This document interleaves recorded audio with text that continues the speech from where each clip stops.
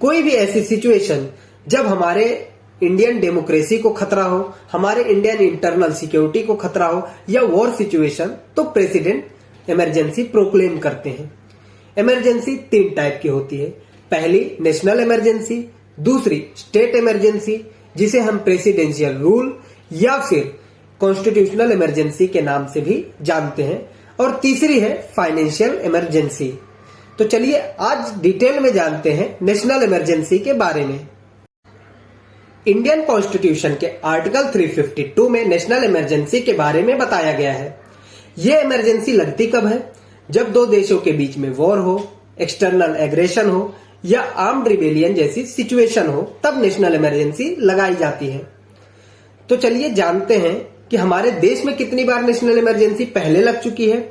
पहले 3 बार हमारे देश में नेशनल इमरजेंसी लग चुकी है, जो कि 26 अक्टूबर 1962 में पहली इमरजेंसी लगी थी, जब इंडिया और चाइना के बीच में एक्सटर्नल एग्रेशन हुए थे। दूसरी इमरजेंसी लगी थी 1971 में, जब इंडिया और पाकिस्तान के बीच में वॉर चालू हो गई थी। और तीसरी इमरजेंसी लगी थी 1975 में, जब इंदिरा गांधी ने इंटरनल डिस्टर्बेंस बता के नेशनल इमरजेंसी लगाई थी। तो चलिए अब जानते हैं ये नेशनल इमरजेंसीज अप्रूव कैसे होती है। सबसे पहले कैबिनेट के पास से एक रिटर्न एडवाइस जाती है प्रेसिडेंट के पास कि इमरजेंसी लगाई जाए। फिर प्रेसिडेंट को अगर लगता है कि इमरजेंसी लगानी चाहिए तो वे तुरंत इमरजेंसी प्रोक्लेम कर देते हैं। और लेकिन इमरजेंसी प्रोक्लेम करने के 30 डेज के अंदर अंदर पार्लियामेंट के अंदर लोकसभा से और राज्यसभा से स्पेशल मेजोरिटी के थ्रू भी अप्रूवल लेना पड़ता है। अगर पार्लियामेंट में अप्रूव हो जाता है कि इमरजेंसी चलनी चाहिए तो ये इमरजेंसी 6 महीने तक चलती है। अगर पार्लियामेंट से ये अप्रूवल रिजेक्ट हो जाता है तो इमरजेंसी तुरंत ही रिवोक कर दी जाती है। लेकिन अगर इमरजेंसी को आगे भी बढ़ाना है 6 महीने के बाद भी, तो सेम प्रोसीजर फॉलो करके इन्फिनाइट टाइम तक इमरजेंसी को बढ़ाया जा सकता है। तो चलिए अब जानते हैं कि इमरजेंसी के इफेक्ट क्या होते हैं। इंडियन कॉन्स्टिट्यूशन के आर्टिकल 353A में यह बताया गया है कि सेंटर का एग्जीक्यूटिव पावर को बढ़ा दिया जाएगा, एक्सटेंड कर दिया जाएगा। आर्टिकल 353B में यह बताया गया है कि पार्लियामेंट जो है वो स्टेट के लॉज भी डिसाइड करेगी, उसके कुछ रूल्स रेगुलेशन भी पार्लियामेंट के थ्रू ही बताए जाएंगे।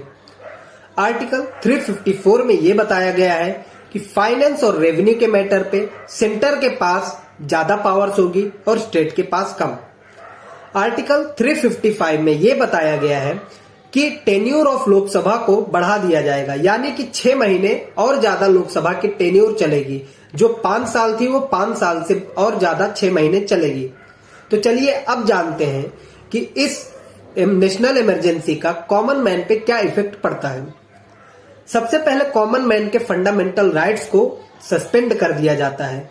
सिर्फ आर्टिकल 20 और 21 को छोड़ के बाकी सभी आर्टिकल्स को प्रेसिडेंट सस्पेंड कर सकते हैं। आर्टिकल 358 इसमें यह बताया गया कि जैसे ही इमरजेंसी लगती है, हमारे फंडामेंटल राइट के आर्टिकल 19 को यानी कि राइट टू फ्रीडम को ऑटोमेटिकली सस्पेंड कर दिया जाता है।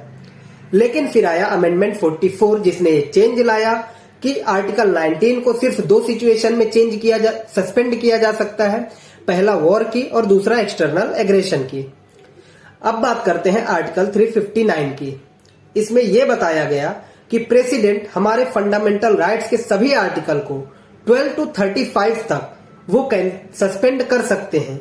लेकिन फिर आया अमेंडमेंट 44 जिसने ये चेंज लाया कि हमारे आर्टिकल 20 और आर्टिकल 21 को किसी भी हाल में सस्पेंड नहीं किया जा सकता। चलिए अब जानते हैं हम इमरजेंसी प्रोविजन से रिलेटेड 4 खास अमेंडमेंट्स के बारे में। पहला 38th अमेंडमेंट, इसमें यह कहा गया कि जब भी इमरजेंसी होगी कोई भी जुडिशियल रिव्यू हमारे पास नहीं होगा, ना ही कोई क्वेश्चनिंग कर सकते हैं। फिर आया 39th अमेंडमेंट, इसमें यह कहा गया कि प्रेसिडेंट से, वाइस प्रेसिडेंट से, प्राइम मिनिस्टर से और स्पीकर से इलेक्शन के टाइम पे कोई भी क्वेश्चनिंग नहीं किया जाएगा। फिर आया 42nd अमेंडमेंट जिसमें यह कहा गया कि जब भी पार्लियामेंट से कोई भी अमेंडमेंट होगा उस पर कोई भी जुडिशियल रिव्यू नहीं होगा और ना ही कोई क्वेश्चनिंग होगी।